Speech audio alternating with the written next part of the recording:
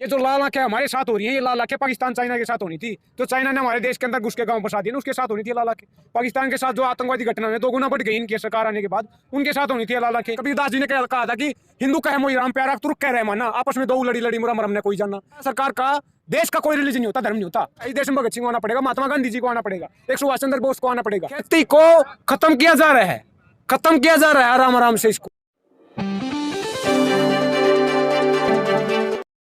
एक तरफ आपका आंदोलन और एक तरफ बंगाल चुनाव।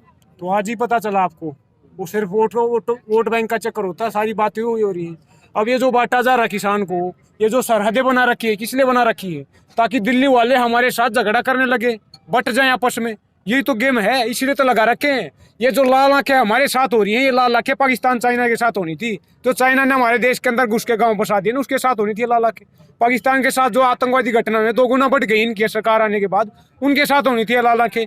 ये क्या कहना चाह रहे हैं? आतंकवादी बताना चाह रहे डायरेक्टली, सरहद बना दी भाई साहब। पाकिस्तान है क्या ये क्या कहना चाह रहे? किस देश में रह रहे हैं हम? कौन सा संविधान है ये कुछ नहीं कहना चाह रही। आपको तो चारों तरफ से बंद कर दिया और अपने आप बंगाल चुनाव में आराम से घूम रहे हैं। यही तो आयरनी है मेरे भाई। अगर पहले क्यों नहीं बताते आप? अगर हम ऐसा करने जा रहे हैं फिर हम वोट नहीं देते। समझ रहे हो बात को? 70 साल तो उन्होंने लूटा, देश में घोटाले किया। उठा के देख लो 2010 में कॉमनवेल्थ घोटाला था, उसके बाद इतने घोटाला हुए, उनको हटाया कि अच्छी बात आएगी।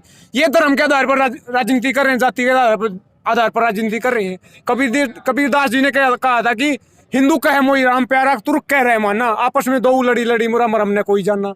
ये आपस में लड़ लड़ मरने से कुछ हासिल नहीं होगा। धर्मनिरपेक्ष राष्ट्र क्या है, सेकुलरिज्म क्या है, हमारे संविधान में बात की गई है। स्टेट का, गवर्नमेंट का, सरकार का, देश का कोई रिलीजन नहीं होता, धर्म नहीं होता। वो हमारे फ्रीडम है। आर्टिकल 25 से 28 हमारे संविधान में बोलता फंडामेंटल राइट, उसके बारे में बताया गया है। वो हमारा पर्सनल मामला है। धर्म सरकार के बीच में लेके धर्म बोले धर्म खतरे में, हिंदू खतरे में है, बोल रहे इस नैरेटिव से ऊपर उठना पड़ेगा, बात से बात बनेगी। अब सिर के ऊपर से पानी गुजर चुका है। इस देश में भगत सिंह को आना पड़ेगा, महात्मा गांधी जी को आना पड़ेगा, एक सुभाष चंद्र बोस को आना पड़ेगा। इस देश में समाजवादी की बहाल करना पड़ेगा। जो पूंजीवादी व्यवस्था चला रहे हैं ये नहीं चलने वाली। ये लाखों करोड़ की, एक लाखों की जनसंख्या तो वहाँ चल सकती है, यहाँ पे 130 करोड़ लोग हैं, कैसे चलाओगे? 35 करोड़ लोग तो ऐसे हैं जो 1 डॉलर से कम कमाते हैं, 70 रुपये से कम कमाते हैं। समझ रहे हो? कैसे गुजारा बसर कैसे करते हो? ये जो पूंजीवादी व्यवस्था लागू करना चाह रहे हैं, जैसे माइग्रेंट लेबर गए ना 8 करोड़ अपने घर लॉकडाउन के दौरान, 8 करोड़ गए थे, कोई रास्ते में निपट गया, कोई घर जाके मिट गया, मरे कि नहीं मरे? अगली बार लॉकडाउन लागू होगा तो इन किसानों की जमीन बिकेगी, ये भी तो माइग्रेंट लेबर बनेंगे, तो अगली बार 80 करोड़ जाएंगे, तो ये देश को बिक जाएगा। सारी उम्र तो इन पूंजीपतियों ने, उद्योगपतियों ने उन श्रमिकों की जैसे पैसा कमाया, धन कमाया, फले फूले मुनाफा कमाया। जब उनके ऊपर दुख की घड़ी आई, उनको एक किराए के पैसे भी दिए हो तो आप मुझे बता दो। पैदल पैदल गए थे 2,000 किलोमीटर पैदल। ये पैथेटिक, कितना पैथेटिक है, मतलब सोचने की बात है। ये ऐसे तो देश खत्म होगा। यही तो पूंजीवाद है, यही तो प्राइवेटाइजेशन है, ये तो कंपनी का राज है। एक ईस्ट इंडिया कंपनी आई तो वही भी ये बोल रही थी कि विकास करेंगे, ग्रोथ करेंगे, देश आगे बढ़ेगा। ये देश सोने की चिड़िया होता था। ये देश सोने की चिड़िया कैसे होता था? जो वर्ल्ड का जीडीपी था ना 100%, मतलब उदाहरण के लिए 100 रुपये हैं पूरे देश में, पूरे वर्ल्ड में, उसमें से 25 रुपये इंडिया कमाता था। 1/4 पार्ट जीडीपी का वर्ल्ड का इंडिया से आता था। क्यों आता था? क्योंकि एग्रीकल्चर डोमिनेटेड इकोनॉमी थी, एग्रीकल्चर का सबसे ज्यादा पार्ट था, 90% के आसपास। आज देख लो कहाँ पहुंच गए हैं। जो आजाद हुआ ना देश, उस टाइम पे एग्रीकल्चर का पार्ट था। इकोनॉमी के 3 पार्ट होते हैं, प्राइमरी, सेकेंडरी और टर्चरी। एग्रीकल्चर सेक्टर का पार्ट था 60%, आज 15% रह गया है। सर्विस सेक्टर का उसको उल्टा था, 15% था, आज 60% होगा। खेती को खत्म किया जा रहा है, खत्म किया जा रहा है आराम आराम से इसको। अब कोई भी रिपोर्ट उठा के देख लो, ऑक्सफैम की तो रिपोर्ट आई है 25 जनवरी को। क्या बोला कि अंबानी ने 1 घंटे में लॉकडाउन के दौरान 90 करोड़ रुपए कमाए। 90 करोड़ रुपए।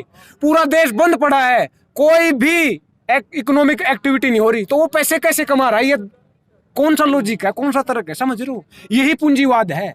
उसी दौरान उस गरीब किसान, मजदूर, पिछड़ा, दलित, आदिवासी, अल्पसंख्यक को खाने के लाले पड़े होते, रोटी के लिए, बोटी के लिए घूम रहा तो सड़कों पे। समझ रहे हो ना? ये देश को खत्म करने जाने भाई साहब, बेच देंगे। ये तो किसान को भी तो हेल्प किया। कैसे किया? बहुत सारे कोरोना काल में बहुत सारे फ्री में सामान। कहाँ हेल्प किया? वो पीएम केयर में पैसा डाला तो उसको आरटीआई से बाहर रख दिया। तो सरकार ने सबके अकाउंटों में भी तो पैसे दिए हैं। कितने दिए हैं बता दो फिर। खानों को भी तो दिया। 500 रुपए। देखिए मैं क्या कहना चाह रहा हूँ, पीएम किसान के थ्रू 6,000 रुपए दिए जाते हैं, 2,000 की 3 इंस्टॉलमेंट डाली जाती है 1 साल में, 500 रुपए पर महीना। 500 रुपए में क्या आता है भाई साहब? कुछ भी नहीं। जुराब भी आती है 500 रुपए की आजकल, समझ रहे हो आप? 6,000 में क्या आता है? कुछ भी नहीं मिलता उसको 500 का नहीं मिल रहा ना। तो फिर 500 में टालो, क्या दिक्कत है? 500 में बोल रहा क्या होगा मेरे भाई? वो हमारी भाव दे दे, हमें उनका 6,000 नहीं चाहिए, 6,000 रुपए नहीं चाहिए, हमें भाव दे दे ना। 1 क्विंटल 6,000 रुपए का बिक जाएगा, हमारे 12, 15, 20 क्विंटल का धान होता है। जिस प्रदेश के बॉर्डर पे आप बैठे हुए आस लगा के कि सरकार आपकी बात सुनेगी, उस प्रदेश के मुखिया बंगाल के चुनाव में बिजी है। यही तो मतलब क्या दयनीय मतलब स्थिति है देश की, मतलब सिचुएशन है। क्या है कि हर टाइम वो इलेक्शन मोड में रहते हैं। कोई स्थानीय चुनाव उठा के देख लो आप, कोई स्थानीय चुनाव होगा ना डीडीसी का वहाँ पे जम्मू कश्मीर में, हैदराबाद में, पूरी कैबिनेट मिनिस्ट्री, पूरी सरकार उठ के जाती है वोट मांगने के लिए। अब प्रधानमंत्री उनको वोट देके बनाया है, उनको कितनी क्या चुल मची हुई है, क्यों कोई भी चुनाव वोट मांगने चले जाते हैं, रैलियां कर रहे हैं बार बार। 4-5 लाख जो चुनाव, 1 साल तो ये चुनाव ही कराएंगे। मैं आपसे जानना चाहूंगा, अभी तक जब सरकार के खिलाफ कोई बोलता था उसके ऊपर एनएसए लग जाता था, यूएपीए लग जाता था, किसानों के ऊपर भी काफी सरकार दबाव बना रही थी। ऐसे में सुप्रीम कोर्ट ने ये कह दिया कि अगर सरकार के खिलाफ अगर कोई बात कहता है तो ये राजद्रोह में नहीं आता। अच्छी बात है, और यही सुप्रीम कोर्ट है, उसका काम होता है जज क्या करना। अब किसान आगे बढ़ेंगे? क्या किसान अब सरकार से, जैसे किसानों की कहना है कि हम जो है, हमारी बात जो है वो अगर सरकार नहीं सुनती तो हम सरकार हटा देंगे, तो क्या उस पर हटा अब मतलब क्रांति ऐसी तो है नहीं कि वायलेंस करेंगे, कुछ गलत करेंगे।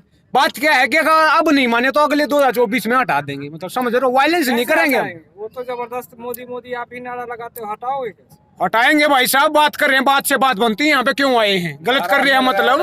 अब कोई गलत काम करे तो क्या करेंगे? उसको हलवा खिलाएंगे। कैसे हटाएंगे? पश्चिम बंगाल में चुनाव हो रहा है, आप यहाँ बॉर्डर पर बैठे हुए हैं। गांधी जी ने भी सत्याग्रह किया था, अंग्रेजों को भगाने के लिए सत्याग्रह किया था। आप पश्चिम बंगाल चुनाव में जा नहीं रहे हैं, वहाँ के लोगों को समझा नहीं रहे, यहाँ बैठने से क्या हल निकलेगा?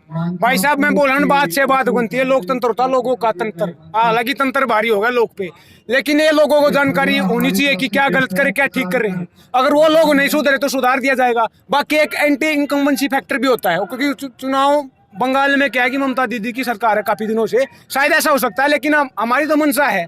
अब मेरे मन में क्या, बंगाल वाले के मन में क्या हो जानता है ना। मैं कोई बाबा तो हूँ नहीं, समझ लेता हूँ, बाबा तो ये बन के घूम रहे हैं, समझ रहे हो ना। तो बात क्या है कि अब इनको सबक सिखाना पड़ेगा, क्योंकि सांप की पूंछ काटने से कुछ नहीं होगा, सांप को मारना पड़ेगा, तभी इलाज होगा इस सरकार का, सत्ता का। ये तानाशाही पे उतर आए हैं। उठा के देख लो कोई भी कानून, कोई पत्रकार आप जैसा कोई सवाल उठाता जेलों में डाल देते, यूपा के चार्ज लगते हैं। Unlawful activity prevention act without trial आतंकवादी घोषित किया जाता है। ये अंग्रेजों के जमाने का कानून है। भगत सिंह ने जब आवाज उठाई थी उसका आतंकवादी बताया था, मंडी बोलते थे लोग, तो आज भी आतंकवादी बता रहे। फर्क क्या है? कहाँ की आजादी है? आज भी गुलाम है, क्योंकि हर 16 मिनट में एक बेटी का रेप होता है, एक लड़की का रेप होता है। ये आजादी है क्या? ऐसी आजादी है क्या? आप 90 दिन से ज्यादा से आंदोलन कर रहे हैं, सरकार ने आजादी दे तो रखी है, आप आंदोलन कर तो रहे हैं लगातार सरकार के खिलाफ। आजादी सरकार ने नहीं दे रखी, आजादी दे रखी संविधान ने। आर्टिकल 19 हमारे संविधान का बोलता है, राइट टू प्रोटेस्ट की गारंटी देता। सरकार ने आजादी नहीं दे रखी। सरकार ने तो हर एक हथकंडा अपनाया है यहाँ से हटाने का, हर एक बोला ना सरहद बना रखी। किस लिए बना रखी है? पाकिस्तान से आए हम के।